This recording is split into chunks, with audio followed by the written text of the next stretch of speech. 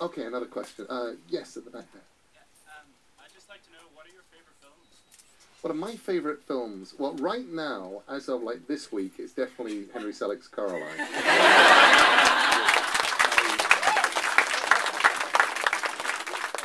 cannot speak too highly enough. I don't know, I think there's probably about 12 favourite films, and which ones happen to be at the top of the list depends on the mood I'm in that week. Films that always crop up when I start making lists of favourite films would include a very peculiar film called The Saragossa Manuscript, which is a Polish film set in Spain. It's just odd and bizarre and goes on forever. And All That Jazz, the Bob Fosse film, one of my favourites. Neil Jordan's Company of Wolves, the Neil Jordan Angela Carter movie. I watched that and it doesn't get old. I had lunch with Neil yesterday and got to talk to him, and there was this point where we've been talking about the Graveyard Book. He's meant to be doing the Graveyard Book film, and we've been so professional all the way through, and we're drinking our tea, and I said, so what was it like working with Angela Carter? And I just turned it was just total fanboy. And that bit where Terence Stamp drives up in the car, he's going, yeah, we tried to get Andy Warhol for that, but we got this, really? You know. Turned into absolutely pathetic geeking out fanboy. It was great. Don't get to do that very often. Let's see, Jan Schwankmeyer's film Alice. Absolutely adore that film. And that was and I think it's really peculiar and fitting that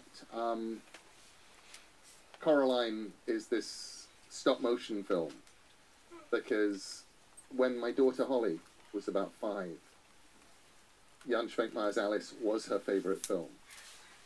And it was this, and it's, I don't know if any of you have ever seen it, it's sort of a film of Alice in Wonderland, and he gets to do things like animate pieces of meat with nails in them, and they crawl. And it is this, it's like a nightmare made flesh.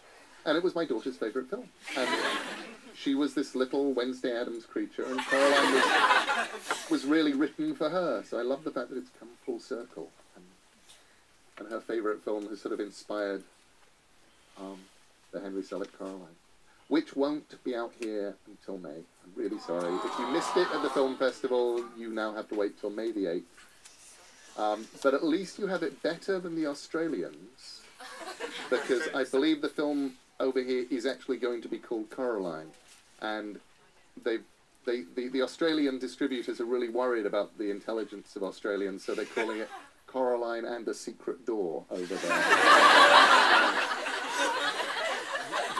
So I figure, you know, you're ahead of Australia.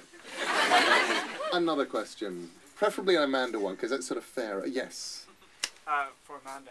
Can I have the ukulele? The question was, can you have the ukulele? And the answer is no.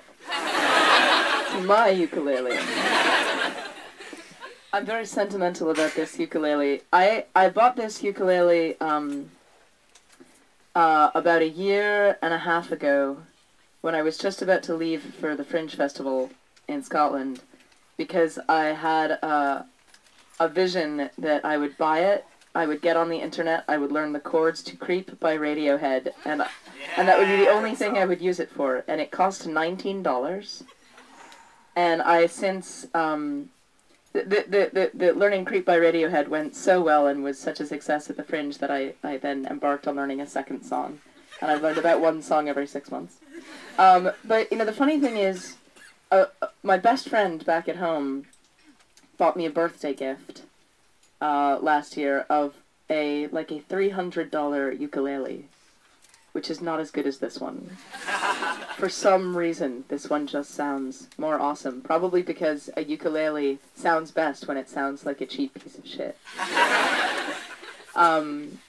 So, yeah, sorry. I'd give it to you if I had another one exactly like it, but I don't.